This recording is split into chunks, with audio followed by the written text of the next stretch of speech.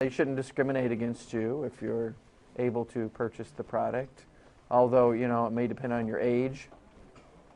What about things like the price that they put on the product? Right. They're not supposed to be deceptive in how they advertise or how they sell things. And if they put one price on the product and then ring it up as something else, that has issues in the state of Michigan. Although I heard recently they're trying to repeal that law because of the cost. Someone else heard that too? The cost associated with doing that. Isn't it like 10 times the difference plus the difference up to 10 or something? I think that's alternate Tuesdays if the moon's full or something. I had to go look at the statute. I had this happen at Toys R Us. See, I'm already getting off topic. I guess it relates. So I'm at Toys R Us, and they ring something up wrong, and they charge me more than it should be. So I went over to the manager, and I said, this is what it was priced at, and this is what it rang up on, and no one caught it, and I would like the statutory, I think it was $5, the statutory amount. And the guy just looked at me like, what? And so I pulled up, I pulled up the statute and showed it to him, so he knew what to do, which I was kind of surprised a manager at Toys R Us would not know how to handle. Yeah. What's going on? Just people just improperly pricing things, or? It's like if you have a canned good, and for some reason a whole bunch of cans get right. marked like 5 cents off. If it's just one can, I think it's 10 times the difference, up to like $5 right. plus the difference. Yeah. If that's like if you sell, 10 cans all marked 5 cents wrong. That's a lot of money. Yeah, and there's probably people looking for that. Yeah, people do go around. I do watch the cash register because I'm paranoid. I'm sure they're going to try to charge me more than they should. Wait, what was that? Okay. So yeah, I would think most of that's accidental, but I know that some places are pretty lazy about it.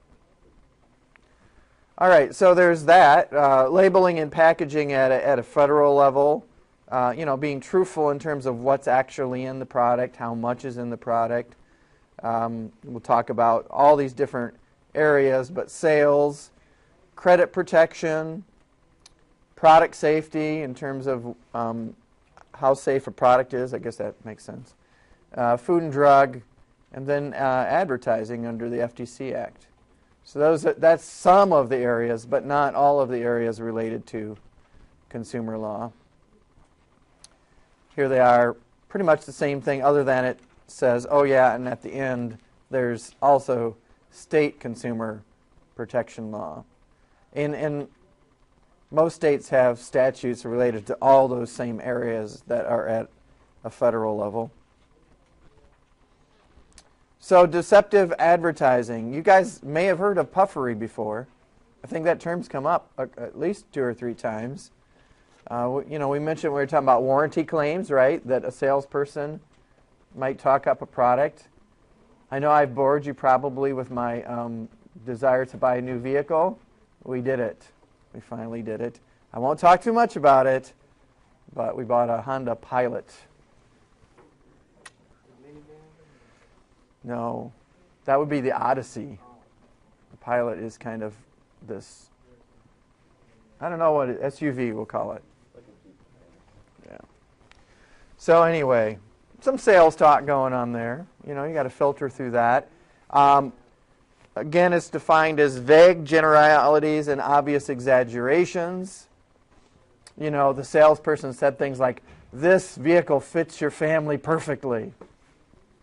Really? Like it was custom made for us? Wow, that's special. I didn't really buy that part of it, and I wouldn't consider that deceptive. We all piled in to see if it would fit our needs.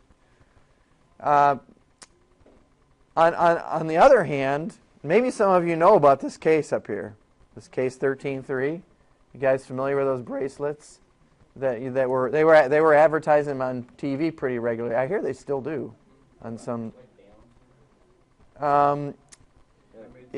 Yeah, something like they'll get rid of all kinds of aches and pains that you have and lead to longevity and all these different things. Like if you have an issue that's been plaguing you for years, and put one of these on and it'll fix you. Is it magnetic or something? There's one where Sorry, some of you probably have them on or something. they pull a person by the hand to see if they're balancing, but once they put a bracelet on, they can balance fine. Power band? Is that what it's called? There you go. So they were claiming those things and apparently illustrating some of those things in the commercials. Again, call it. But as a result, they said, well, we're really not saying it cures all these things. And the FTC said, oh, yeah, you are. The way you're advertising is deceptive. And they had to create a fund for consumers to get refunds. Bait and switch, maybe some of you have heard of that before. What is bait and switch?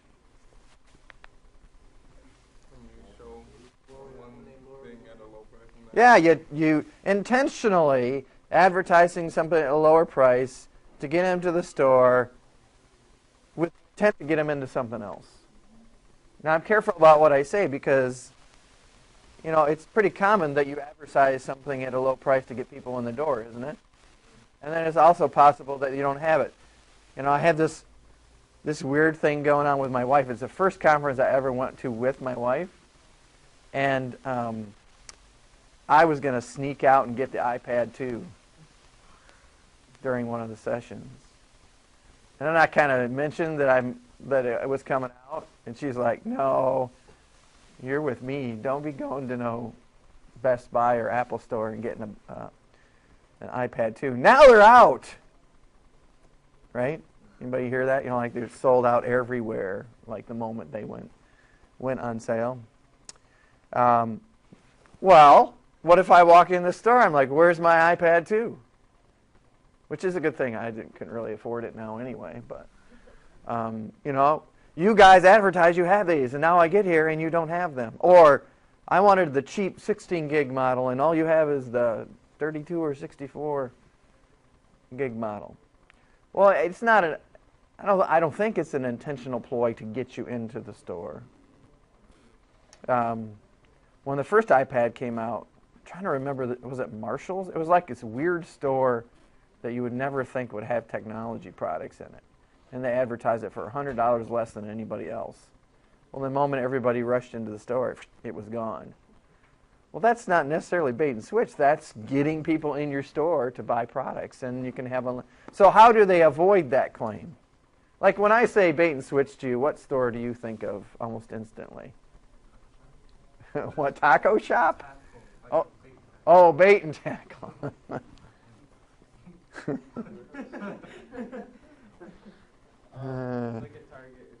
Target, really? That's the one I think of. And I'm in no way claiming that ABC Warehouse is engaging in bait and switch, but it seems like they're always advertising, like you're looking for something, and all of a sudden you open, you're like, how in the, wow, it must be a mistake, right? And you go in there and they don't seem to ever have it, right? But I guess that's because, maybe people run in there and get it for a lower price and then they don't have it anymore. I don't know, but how do you avoid that claim? Right. Yeah, they have a lot of fine print in their ads. I mean, if you look at ads, whether it's cars or whatever, it's often the case that they'll tell you, we have a limited supply or not available in all stores, right? I remember one time I was determined to get this dollar laptop at Best Buy, right? You see that the day after Thanksgiving, Black Friday, right? So I went down there with my thermos, coffee, my little lawn chair, all ready to get it 2, 3 a.m. in the morning, right? I know, crazy. It was just, it was like something for $1. Yeah, it was awesome. Okay, it was a few years ago. So I go down there, and I'm like, this is awesome. I'm going to get it. There was already a line all the way around the store. Well, yeah, I get there normally on Wednesday night. Oh, it's you. Yeah. You're the reason. Yeah, well, I mean, this is so long ago. It was before they passed out vouchers and stuff to people. Because I mean, people get irate for waiting a day in a line, and then they get in there and still out, right? So they claim bait and switch. So now they're out there going, okay, we've got 3 of these in supply. Here they are, just so the rest of you people won't believe that if you get in there, you're going to actually get this product. I'm told that's the way it is. Because after that, I was so disappointed, I never went back. Voucher, can you leave? Yeah. You can? I suppose it would matter what the terms of the vouchers are. No, they pass them out at 3 o'clock, and they Yeah. say you can come back anytime before 10 o'clock and buy it. Oh. Then do people tackle you and try to get it from you, No, but or buy it? for a lot You of can sell them? Yeah, that's what Awesome. I get every single voucher. Every single day, sit there and sell it. You just camp out. Yeah. I can see you camping out. Put up an ice shanty, and each of us get one of every An ice shanty in the parking lot. Yep. That's And awesome. Each of us usually make money. Is it on a trailer? Like you just... No, we just set it up, and then about half an hour before they start passing stuff out, we take it out. I can just see it. Here you come rushing out of the ice shanty. The guys in front of us, though, 2 years ago, they had a Wii, a TV, like a propane tank. They had like... Oh, everything in the ice shanty. No, they had like a huge tent though. Oh, They okay. had like they were watching the Lions game on Thanksgiving. We were in the tent with them. And they had Spent more grills. money on They were that living than they the life. saved on it. And they weren't even getting. That kind of sounds fun. Anyway, so to avoid those claims that you're drawn into the store and you don't get what you're supposed to, they try to do those type of things like pass out vouchers. I saw the iPad 2 is going for over $1,000 on eBay.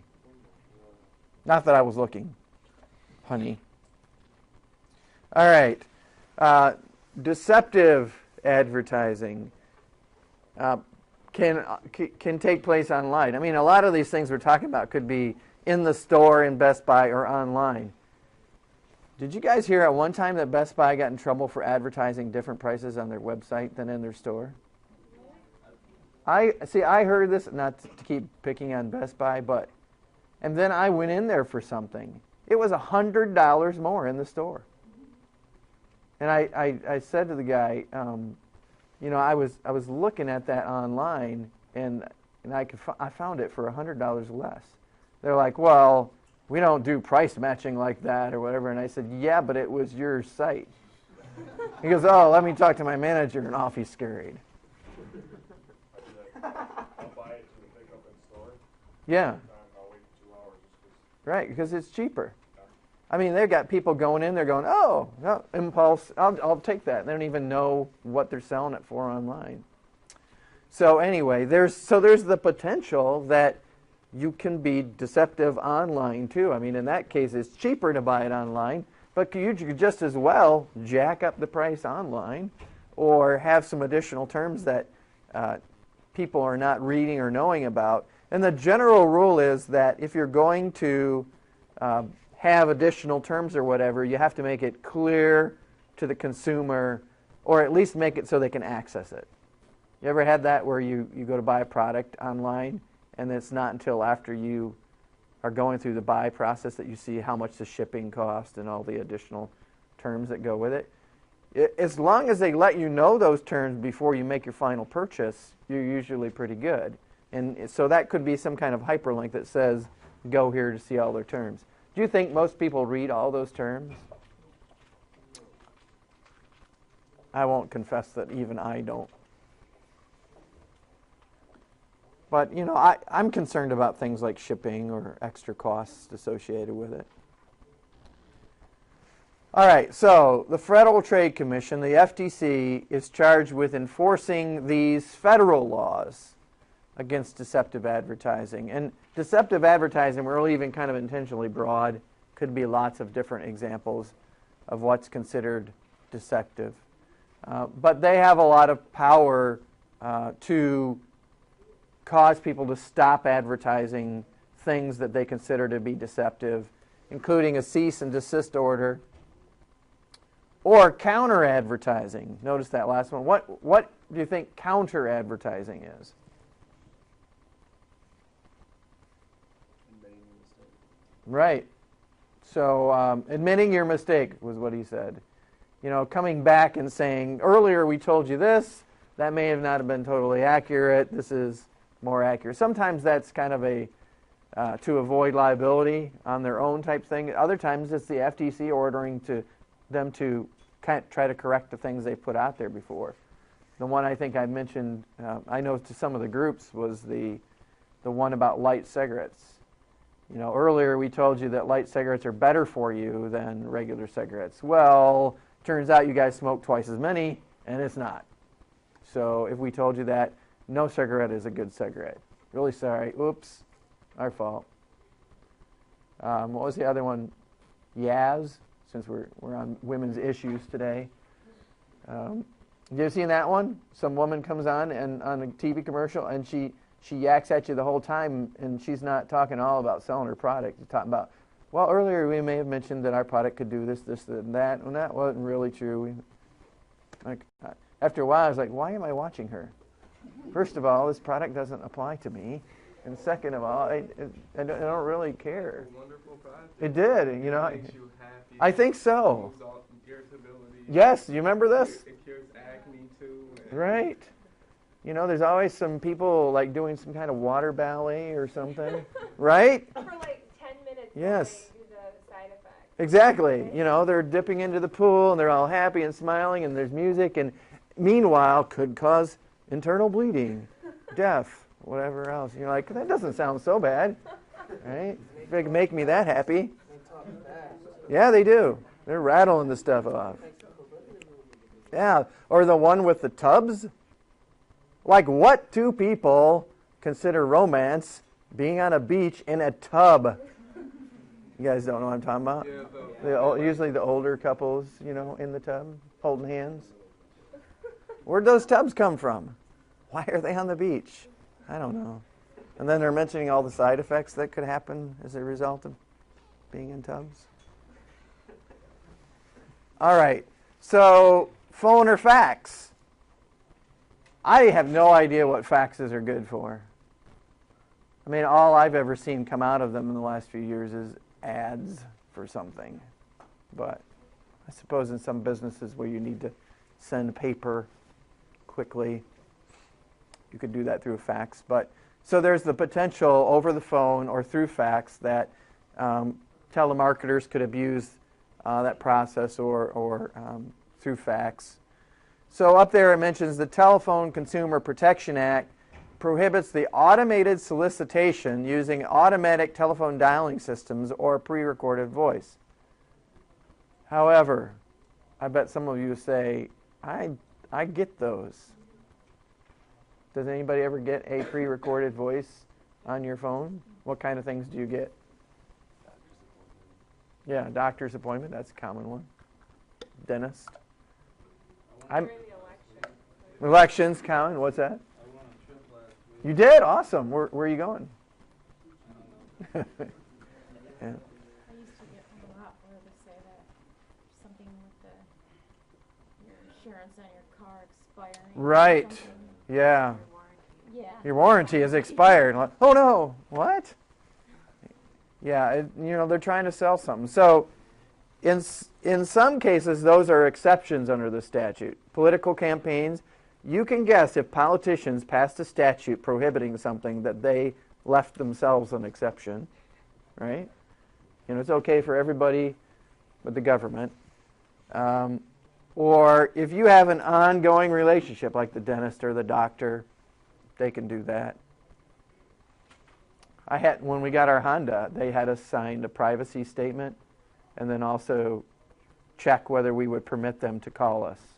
Right? That way they get rid of that whole thing where, they're calling us and we're saying, we don't want you to call us. They wanted our permission. And then when I was in Minneapolis, somebody called me and I could not understand them at all on my cell phone. And we're just confirming my name and address. They were some business. And I quickly got my own accent and told them I couldn't understand them and that I never heard of this person. But I knew better than to answer the phone in the first place. But so that's a fairly common practice to get these recorded messages. Now, the second bullet says consumers have a private civil cause of action So while we mentioned that the FTC is enforcing rules against deceptive advertising, there's also a side of this where consumers can bring their own cause of action. If there's some abuse going on. So you get a call and you tell them, take my name and number off your list. Please don't call me again. And then they keep calling you to the point that it's willful. Anybody ever had that? Somebody who just won't leave you alone? Direct buy. Direct buy. Like they will call you they'll call you like 5 times a day. Yeah. Yeah, it's terrible. That's a bad one. Anybody else? Ones that are pretty aggressive? That's what I do is call people. What's that? You call people? That's what you do? Really? Direct buy. That's my job. You work for Direct Buy? No, I work for Directions and Research Group. It's kind of the same. This is you, This is me all day. right? So what kind of things do you do to avoid somebody claiming you're harassing them? Well, if they tell us, well, the do not call list, we tell them, well, the do not call list doesn't apply to us because we're not trying to sell anything. Well, they'll say, okay, well, take my name off. Well, they'll say, don't call. So we just set a call back, and they said, don't call, but we're going to call again because they would say, take my name off the list. They have to say, Oh, wow. they have to You guys hearing this? they have to I have to repeat this for the recording so everybody's warned. Right. You have to say, can you put, you don't have to say, can you please take, but you have to say, take my name off your calling list. Once they say that, then we take our name off their calling list, but we have 3 different servers. So that number might get recycled to a different server, but we take them off that list, but it's different lists because we call for different projects. Wow. It was with Direct Buy. It was so bad. Like we looked into it, like when we were remodeling the house, because they have so much. But their package, like you have to pay like thousands of Right, like to get- 1,500 or something like that. And they'd call us, and at first I was really nice about it. Afterwards, I'm like, we're not really interested in it. And then it was like to the point they were calling us like 3 to 4 times a day. And after a week of doing that, I had asked them, I'm like, please stop calling. We're not interested anymore. And then finally one day I was just so ticked. And this is my cell phone they were calling. And I told them that this is borderline harassment, and they're calling me all the time. And then after that, I never got a phone. Mm-hmm. Now, I could tell you if you don't ever receive a call. Yes, we want to know how to not ever receive a call. What you do is you call them and you ask them where are they calling from, and I have to say Directions and Research, and then they ask for the number, so I give them the number. Then they call the company and say, I don't want you to ever call my phone ever from this company, and then we can't call them ever from that company. All right, so just so I understand you, they call, when you talk to them on the phone, they need to ask for your name and a number to contact, Right. and then call that number and then say, don't ever call me again. Take my number off of all your lists. But they've got to ask for the company. If The they company. Say, well, what number are you calling from? Right. I could You can give them any number. I can say, you can't, well, they'll be like, well, I have to call you back. Can we call you? I'll say, you can't call me. This is an outbound call. I Uh-huh. can only call you. Right. They'll just hang up the phone and we'll call them back. Right. They'll be like, what's your number? What company do you work for? You have to say who you work for. Right, and give them, they ask for the address and everything, all of that. And then they Nice. call the company, and then they get the direct line, and they say, put my number on the do not call list, period. Good advice. When the Fraternal Order of Police call me, I'm going to try that. You ever get a call from them? They're like, what do you mean you're not interested in public safety? Wow, sure hope nothing bad happens to you tonight. Yeah. What acting stuff on TV, I forgot what the name of it was called. It's been a little while for me, so. Well, my sister got that for a while, and then Uh-huh. my mom canceled it, and then every so often, I don't know, say 6 months, they would send another package, and then you'd have to cancel it again, re-cancel it again, and then they did it again later, 6 months. So that's coming up. That's unsolicited stuff coming through the mail? Yeah. Okay. So if you accept it, Right. Well, see, this is the issue. There's a difference between just getting something unsolicited and whether you have to pay for that, which typically you don't, and some kind of ongoing relationship where you've agreed in advance. And then there's a whole kind of gray area where they're saying you agreed to keep getting these shipments, and you're saying, no, I told you I don't want them anymore. Yeah.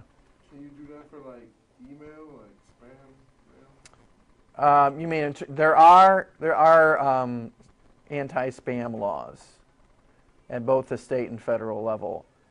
At the state level, it depends on whether your state's adopted a statute related to, usually it's like you have to have this on your email, like a way to opt out is one of the most common ones. Like you have to have this information and then you have to provide a way. But what you find is one marketing technique is when it's not required to put that on there, and then people respond like, hey, don't contact me. Well, by doing that, they provided all the contact information that's needed to contact them again. So, yes, you can do that under some state and federal statutes, but like everything else, I mean, once you come out with a law, then they research the law and they figure out a way to get around it. Like the Grand Rapids Press was stalking me when I came to Grand Rapids. Did you guys get this? The automated recording from the Grand Rapids Press, right? At one time, I got the Grand Rapids Press years ago, right? So now here they are. The automated thing's going, and finally, I pick up the phone, and the robot keeps talking to me, and it gives me a number. So I called the number back, and I said, don't harass me anymore. You keep calling me every day, and my number is on the do not call registry. And they were trying to sell me something. They were trying to sell me a subscription to the paper. And they said, fine, sir, we won't call you again. And they hung up. And my wife said to me, you realize we've moved since you put your number on the do not call registry. So if you move, put your new number on the do not call registry. Oops. So anyway, with this, I had, what's the ADT? So ADT is security is contacting me, right? The folks with the blue sign or whatever that goes in your yard. Why don't you just get a sign? Why you got to buy the service? Just take your neighbor's sign and stick it in your yard. Well, yeah, you don't really have to have that, do you? Anyway, I'm not advocating that, but anyway, so I'm on a trip, and my wife is pregnant. And they call the house. I'm not sure how much that has. Well, she's kind of hormonal. If you ever meet her, don't tell her I said that. But she's already like protective of the nest. And they call and they go, there's been break-ins in your area. That's their technique. There's been break-ins in your area. How'd you like to have ADT service? So she calls me in a panic while I'm at the conference, and she says, they're calling me. They're telling me there's been break-ins, and this. Oh, come on. What did they say? They said, really, so-and-so, they mentioned somebody down the street had a grill stolen. I'm like, a grill? we got to get one of those signs. So I get home, and they call again. Have this statute by your phone. Like the state statute that talks about a private, there was actually a state and a federal statute related to this. If they call you and you tell them to take your name and number off the list, and they keep calling you, then you read them. There's even a site. Like if you go out and you search for it online, there's a site that prepares a script for you as to what to say in terms of the penalties they were suffer. I don't know if you knew this or not, but like you go to the site and you plug in who, where, whatever, and then it generates a script for you with a statute in it, and you read it back to people when they call you. And so you say, if you don't do X, Y, and Z, then I'll consider that a willful violation under this statute number. I'll be entitled to treble damages. In this case, that would be, right? Okay, now great, I just gave you guys an advantage. But anyway, so I read off this thing. I'm like, boom. And they're like, we'll never call again. We're sorry, right? So they hang up the phone. Next day, knock, knock, knock. They're at my door. So they show up at my house. And I open the door, and the guy's standing there with the ADT sign stuck in my front yard.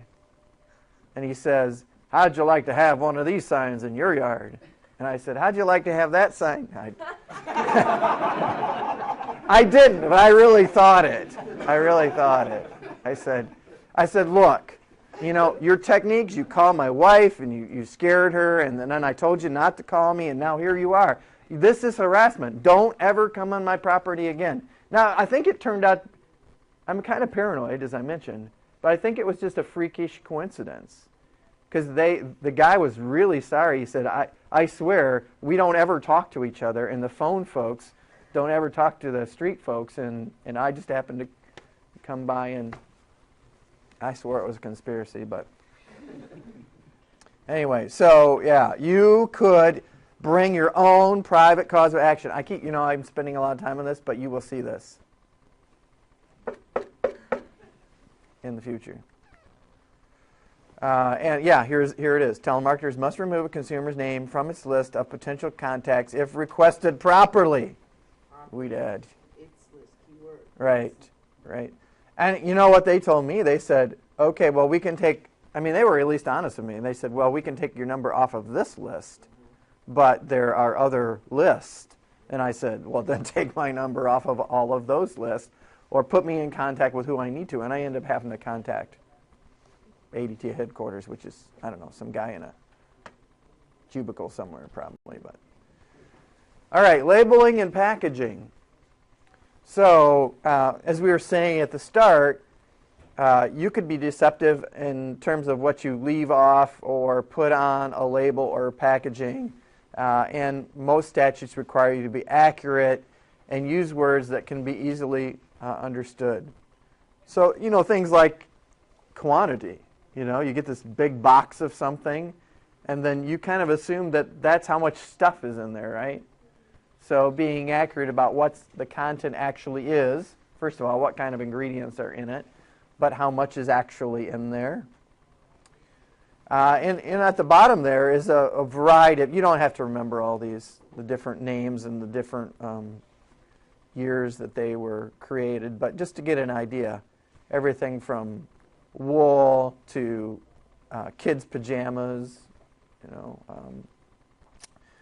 Fair Packaging and Labeling Acts, to tobacco, smokeless tobacco, putting nutritional value on things. We talked about that a little bit when we talked about McDonald's. Remember that McDonald's case? Like putting on packaging or putting somewhere in the store what the nutritional contents are, and you can find that information also on their website. So when you talk about consumer protection, this is a big area.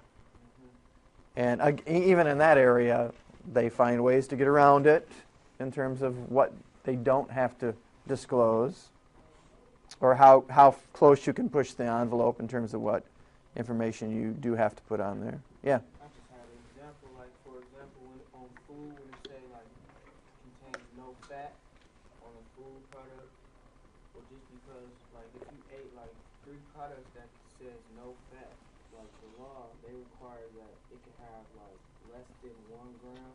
So Right. So if you ate 3 products that contain no fat, you just consume, like, 3 grams of fat. Like, if Right. you was on a diet or something, Yeah, which seems kind of deceptive. But the point he's making is you can claim reduced or no fat in something when it has fat in it.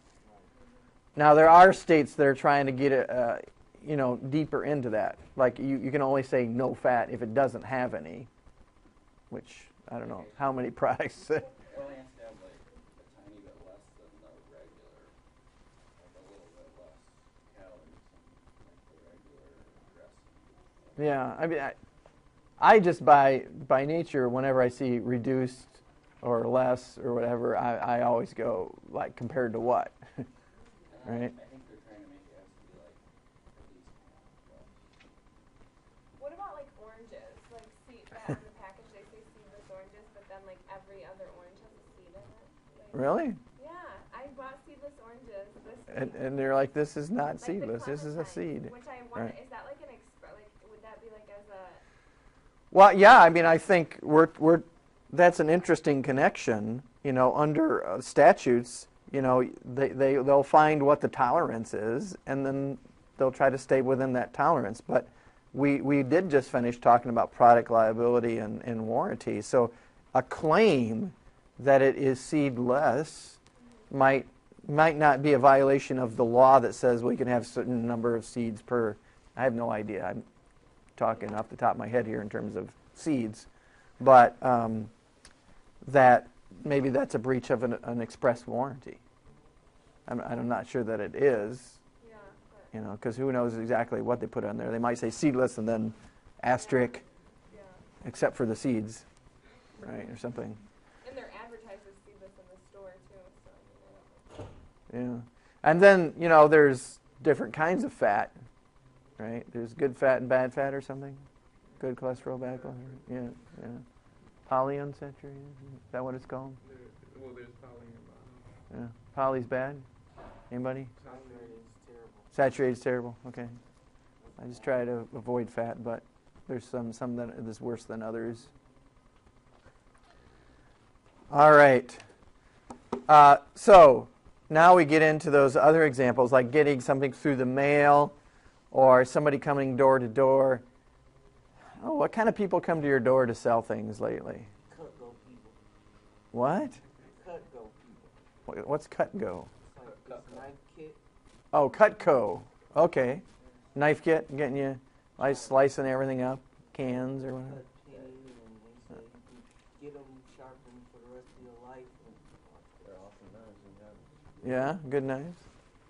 Are they expensive? Yes. Yeah, but they're good. Compared to other knives, though. I'd feel a little bit of pressure, somebody coming to my door selling knives.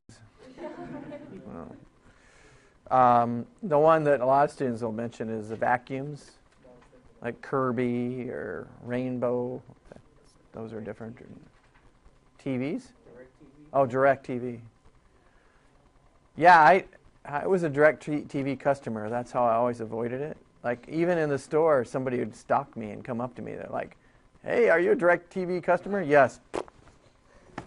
Just walk away, right? So if you ever want to avoid them, just say you are, because they don't offer the things to their existing customers that they do to new customers. So yeah, I mean, those vacuums are an example. Basically, the laws that we're going to get into that are all about, do you get any additional pressure by having somebody sell something you door? I think so. Coupons, like those coupon books. The wheelchair basketball. Yes.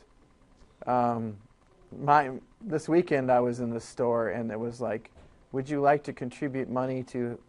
We're asking for people to contribute money to help with some disaster or something.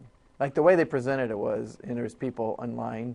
It's like, if I don't, I'm just a total jerk. I said, no. Then I justified it in my own mind. I give money to other things. It was just, I felt pressure because the person's. Yes. Because all the time when we go to sell, we have to meet, like to get our raises, we have to sell like so many of those things. Yeah.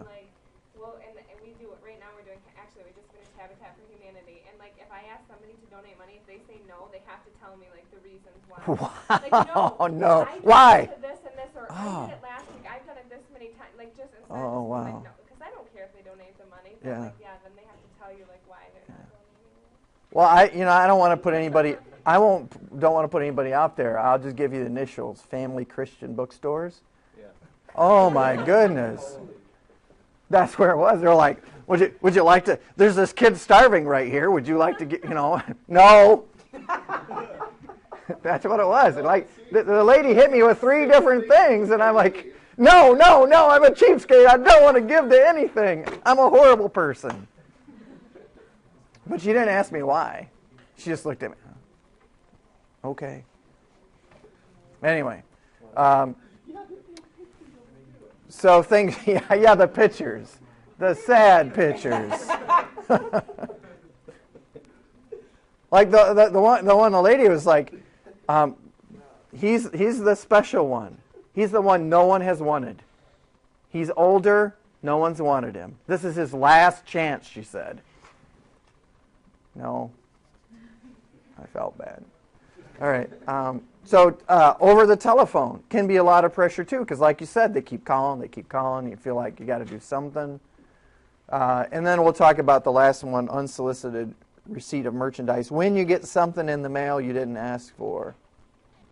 So door to door, is tougher for different people.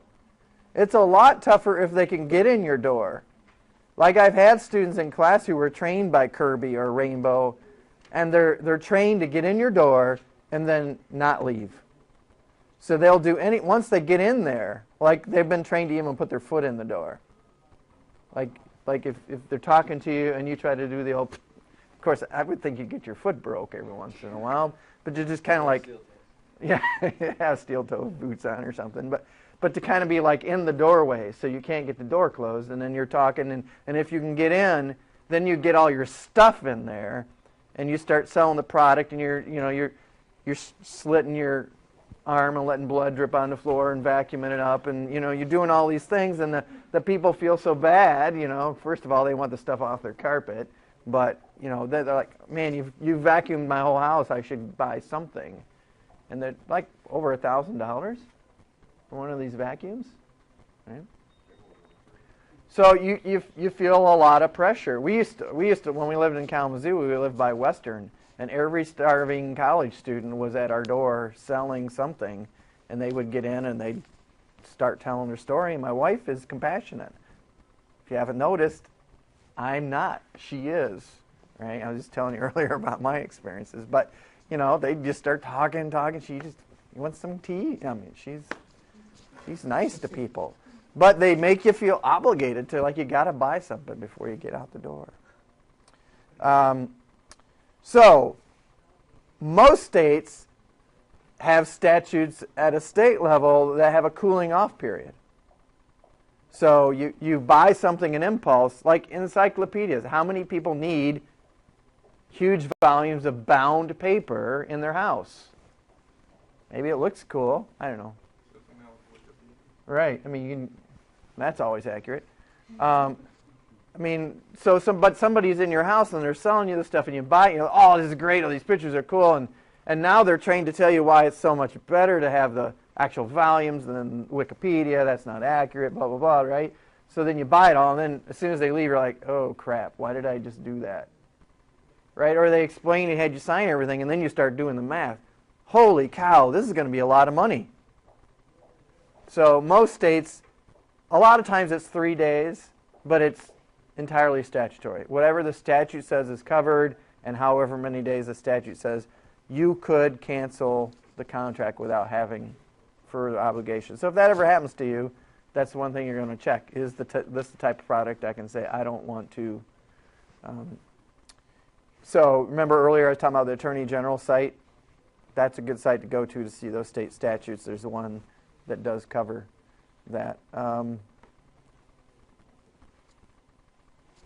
in most cases, they're really favorable to consumers versus those that are selling.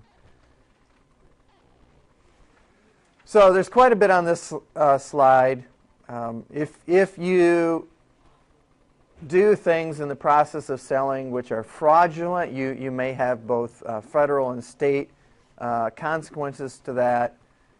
Even have you ever had something shipped to you by mail and you don't get everything you asked for?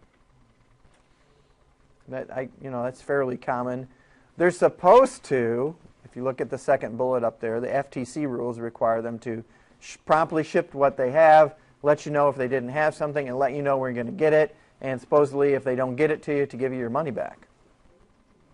So sometimes they might seem like they're just being nice to you, but they're really supposed to give you what you paid for, or let you know that they couldn't get you what you asked for.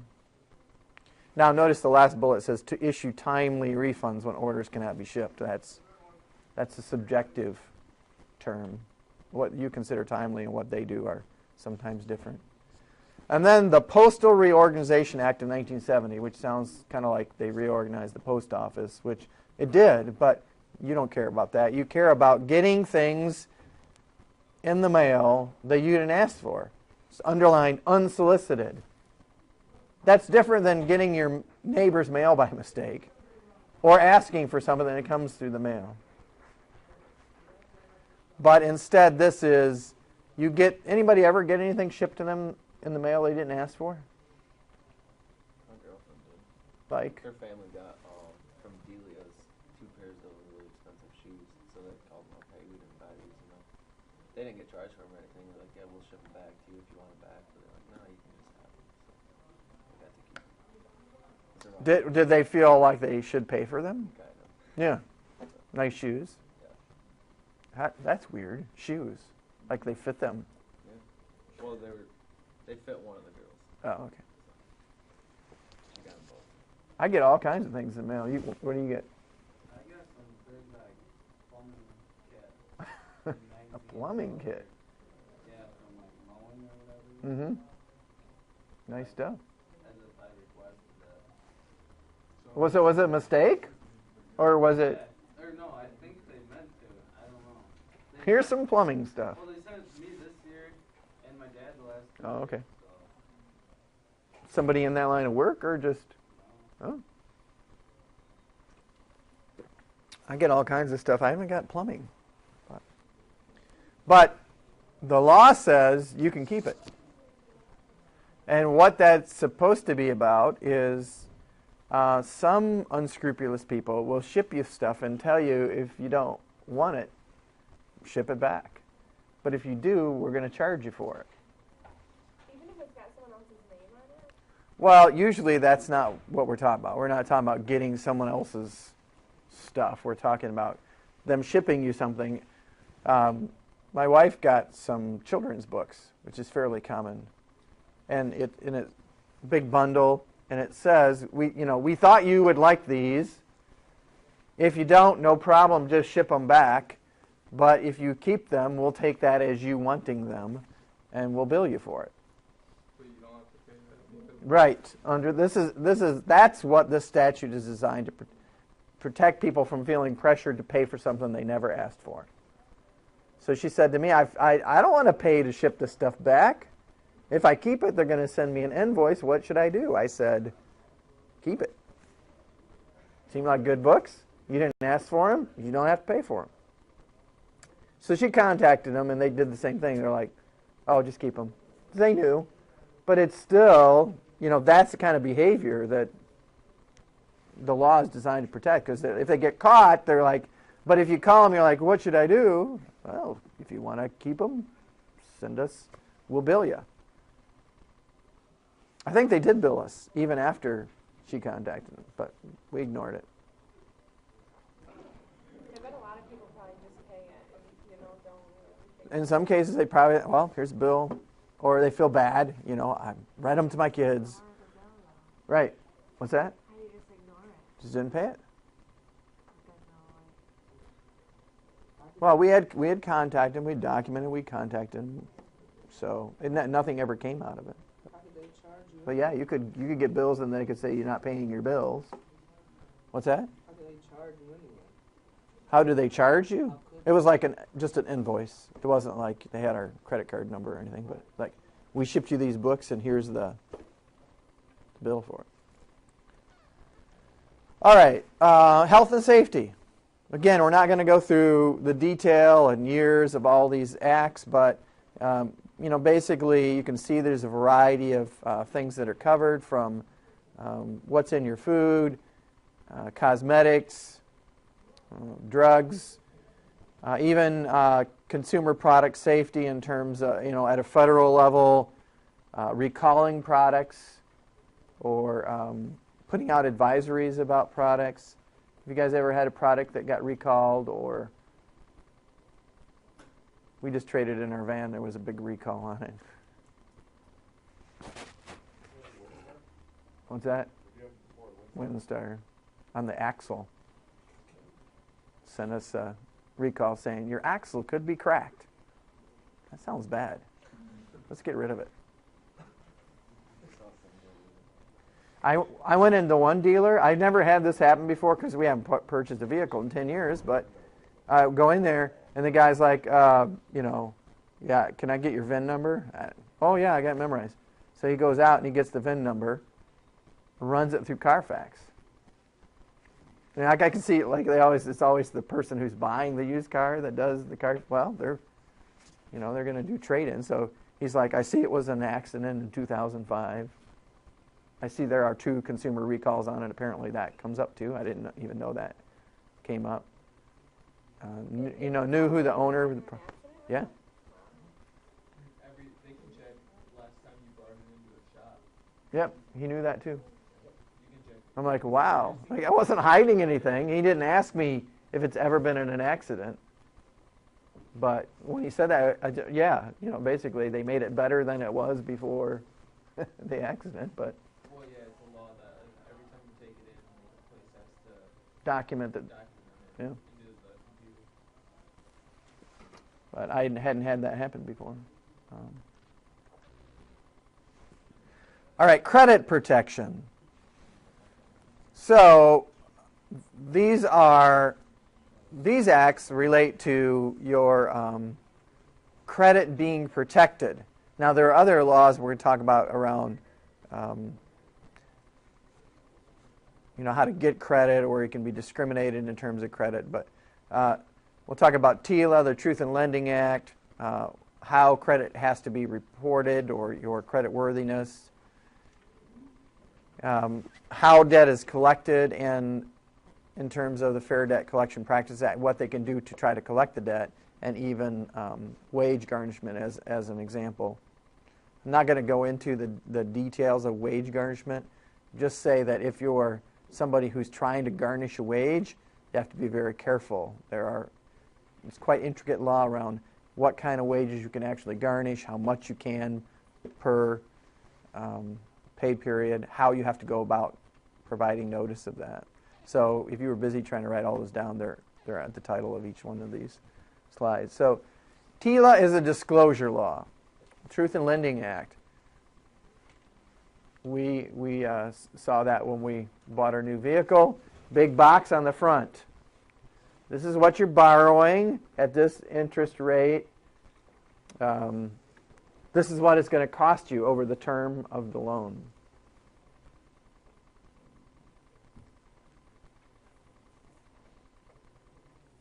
I didn't miss negotiating. He lays out how much it's going to cost and interest and everything. I'm like, I can't do that. All right. And then I start to walk out there. Oh, wait, wow. I hate to lose a deal over that. It's like, just tell me what you can do. But anyway. So putting the annual percentage rate on there was an important part of that. That used to be you could just put an interest rate on there. People are like, wow, that's a great interest rate, and not read the fine print and realize that that's per hour or something.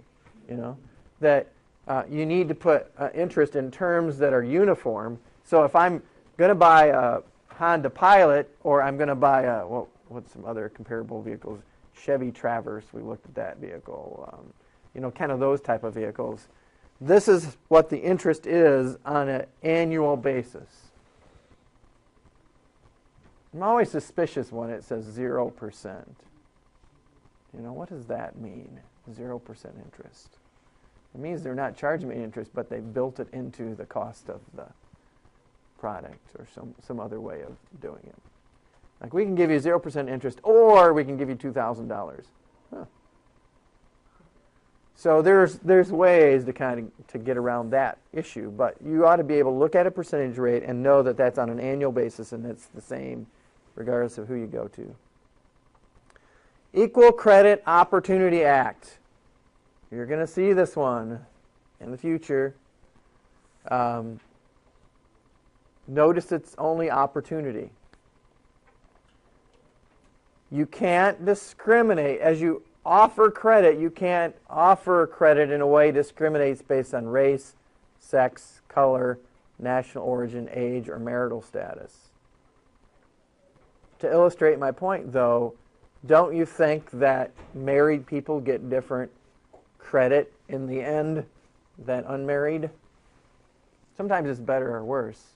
Like the guy on TV who's strumming, talking about his wife and how she's such a horrible credit risk, didn't know that. Now he's living in the parents' basement or something, right? So it can go either way, right? I could have worse credit, or my wife could have worse credit. But what they're saying is they're not supposed to extend credit, an opportunity for credit based on race.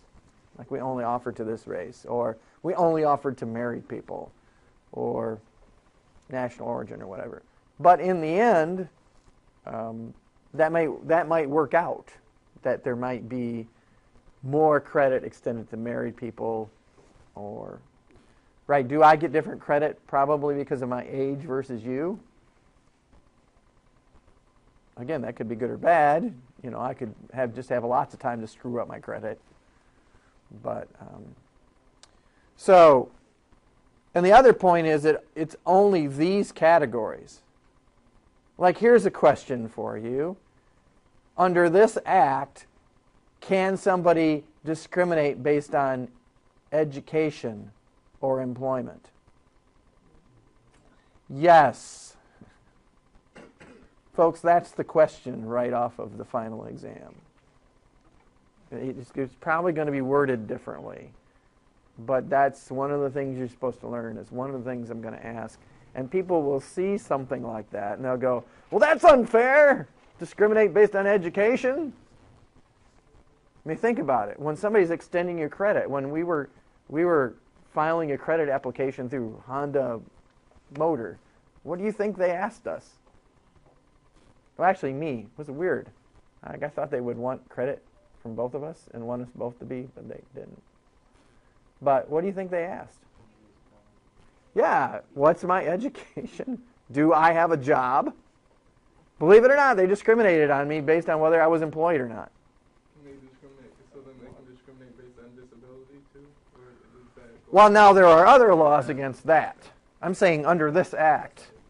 Right? There isn't a law that says you can't discriminate in the extension of credit based on employment. They would rather give money to people who can pay it back. But you know, in terms of disability, there are laws that say you can't discriminate based on disability. So there's another angle to that. But under this law, it's about opportunity, and it's these particular categories. Yeah. Curious about education. Why does that matter? Because you could have a good job. Well, right. You can make all kinds of arguments. Like you could say, well, I've had long employment. Right. I work at GM. I've got the GM discount going. I've been employed there. They know me. Why discriminate based on my education? Apparently that has a little to do with upward mobility and their projected future income. So, I mean, you could argue that, and I hear you, but they do. Because they think maybe your income won't be as high in the future as it could be if you had more education.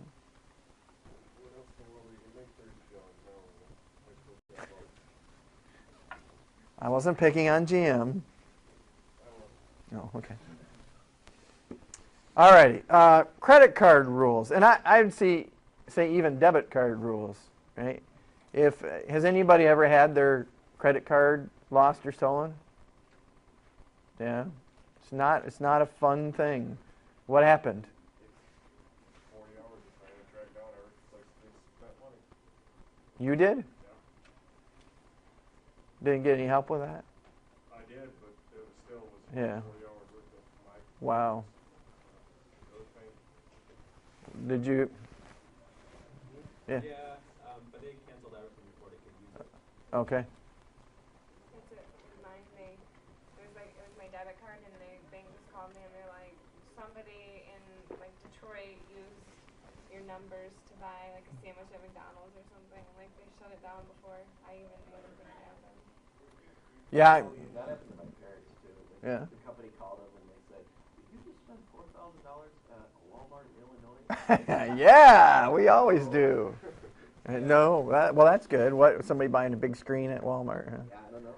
Yeah. My boyfriend's father had his credit card stolen. Someone bought a ticket from Saudi Arabia to Dubai. Wow, that was a big ticket item. Yeah, that is weird. Well, my card didn't get stolen, but I was like last summer I was in the City Point working Mm-hmm. and everything, and I was buying stuff at Walmart, and I didn't tell my bank that. Oh, mm-hmm. And so they canceled my, like I had all this stuff, and And they canceled it. I had to Mm. My buddy got caught. I was with him. He randomly got caught from his bank saying that someone in Philadelphia is spending like over $500 at a gas station. So.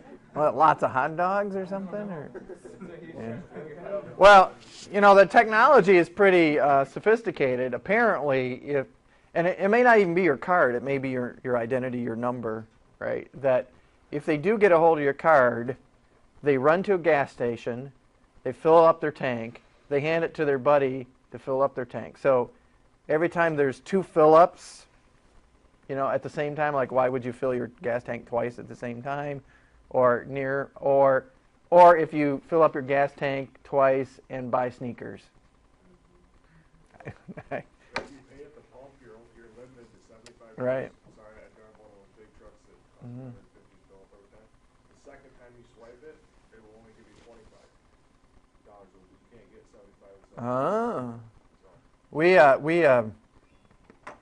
We were following. There's like 2 of us coming back from this conference, and our van was in front of us, and they stopped in Harlem, and we were filling up, and that happened. It basically cut off and said, so they had to go and get some more gas. Yeah.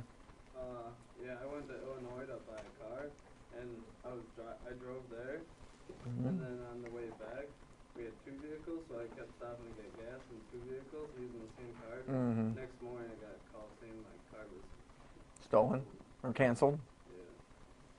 Yeah. Yikes. Yeah, it's pretty sophisticated technology. Even Facebook. I got on Facebook in Minneapolis, and it said, "You are here now. You've never been here when you've posted to Facebook. Answer some questions before we'll let you post." I thought that's kind of cool, though. Like who wants somebody else? Probably not as important as a credit card, but. Well, with my online banking, if I log in from a address I've never used, it makes you send a text. Oh yeah.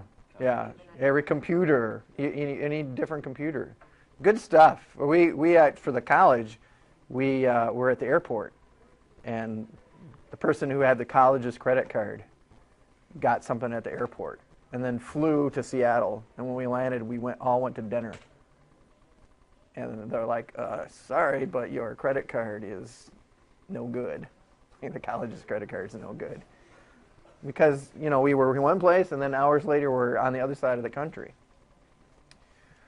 All right, so getting back to the point, those are all different examples of ways that you can have it lost or stolen.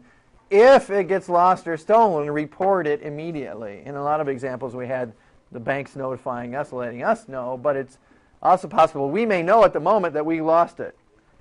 Mine fell out in the movie theater. Stood up before anybody even got out of the aisles. We flipped up the lights. I had people looking for it. Somebody walked by, scooped it up, and left. I was upset about that. So I contacted the bank right there and said, "I just dropped my wallet. It's gone." And they canceled everything immediately. So you have an obligation to contact them and let them know if it's been lost or stolen. Sometimes that's not always so clear that your identity's been stolen. They're tricky about it. Like they put little things at first, see if you notice, then bigger things. And from that point on, your liability is supposed to be nothing. Right? But what they've done in the meantime is supposed to be limited to $50. Right? So once you contact the bank, the obligation is on them to say, well, then we're not going to let anybody charge anything to it. And then there's laws, the same thing with consumer leasing.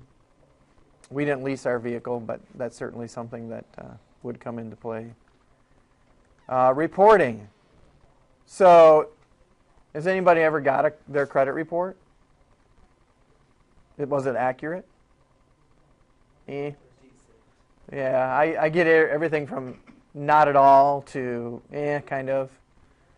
Mine had me working at places that I'd never worked and lived where I hadn't lived. And that something in my head went, somebody was trying to steal my identity. Right? Because I never reported any of that. I don't know anybody else who would have reported it, but somebody was trying to do something. But yeah, a lot of times they're not accurate. One of the most common ones is, if somebody does have an issue, they clear it up, but it never gets cleared up on their credit report. Well, there are laws that require them to keep accurate records of your credit, but if you have a problem with it, the remedy is usually to go back to whoever's reporting it and get it fixed.